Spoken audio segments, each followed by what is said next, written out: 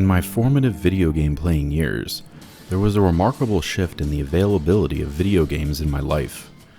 While I had an NES, my love for video games really started with the Super Nintendo. And during that 16-bit era, there seemed to be a steady flow of new quality game releases for both major systems. While purchasing new games was pretty rare in my household, usually restricted to birthdays and Christmas, there was always a fresh supply to rent at the local Blockbuster. This, until now, was the peak of third-party support for Nintendo systems. Every new big game came to the Super Nintendo, and Nintendo themselves was continually releasing amazing games. I bring all this up to contrast what the Nintendo 64 era of gaming was like for me. I received a Nintendo 64 the year it was released for Christmas. I had Mario 64 and Killer Instinct Gold, but the Nintendo 64 represented a new way to develop games, and it was cartridge-based, meaning many developers jumped ship over to the PlayStation, and those that remained took forever to release their games. For years, I eagerly awaited new releases for the Nintendo 64. There would be droughts that lasted for months, especially early in the console's lifecycle. These were pretty grim times, and I bring it up only because 16-year-old me would smack 36-year-old me across the face for what I am about to say. There are too many games. The Nintendo Switch, only about 2.5 years old, already has a library of over 2,000 games. If games stopped being released today, and it somehow only took you one day to play and beat a game, if you did nothing else in your life, it would still take you 5.5 years to play the entire library. And that is just the Switch. The PlayStation 4 has even more games, and we haven't even discussed Steam. According to Steam Spy, there are over 32,000 games available on Steam. Again, playing one game per day until you played them all, it would take you nearly 88 years to play every game. In 2018, there were 9,300 games released on Steam. That is an insane amount, roughly 25 games per day. Most of those, I imagine, are incredibly low-budget indie titles, but say that there was one good game out of every 50 games released on Steam in 2018, that is still 186 quality games, or about one game you would have to play every 2 days for a year straight to play them all. In 2018, on the Switch alone, there were 50 games rated 83 or higher on Metacritic. PlayStation 4 had 50 rated 80 or higher. Some of those titles overlap, but even if we were talking superior quality games, there are still a lot of them. Far more than one person who is unemployed with nothing better to do in their life than play every good game released.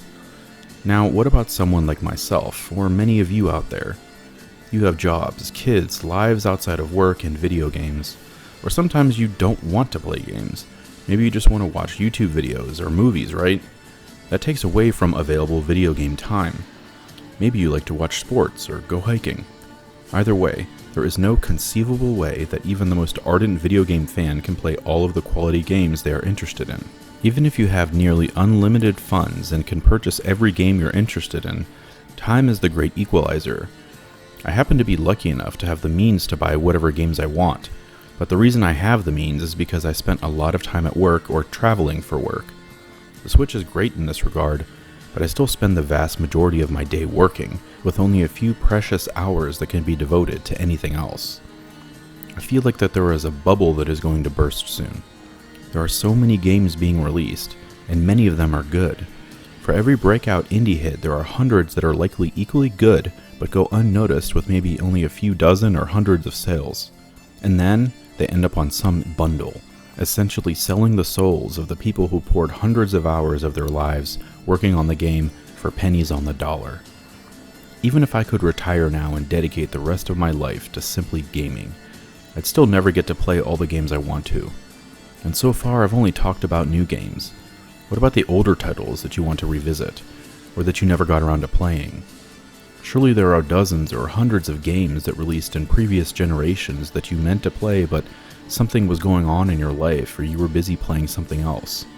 For me, I've always meant to try Horizon Zero Dawn, which by all accounts is a great game.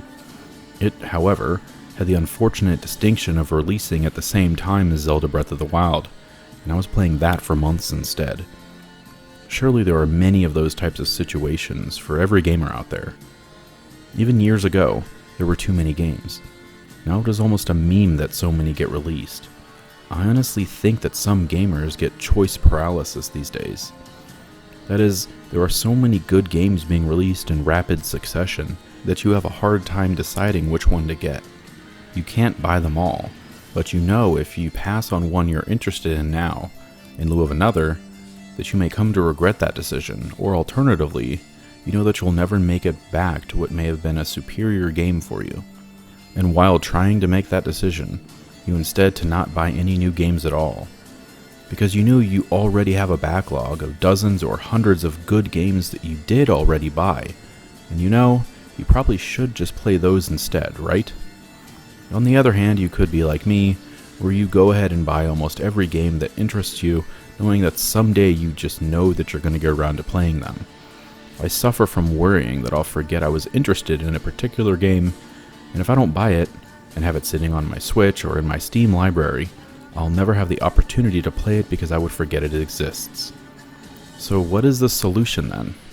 Unfortunately, I don't have one. I think many people deal with this scenario in their own ways. If you are poor and can only buy one game every month or two, the decision is ironically probably far harder for you. It is strange thinking back to the Nintendo 64 days when I waited months for a single new release, and now there are more games released on Steam in the span of 12 days than there were in the entirety of the Nintendo 64's lifespan. Fortunately, there are so many ways to find out if a game is for you these days that you are almost assured to enjoy the games you do end up buying if you do the requisite research beforehand. With YouTube reviewers, forums, websites, and services like Metacritic, if you end up hating a game you bought, it is most likely your fault for not taking the time to determine if the game was actually for you prior to buying it.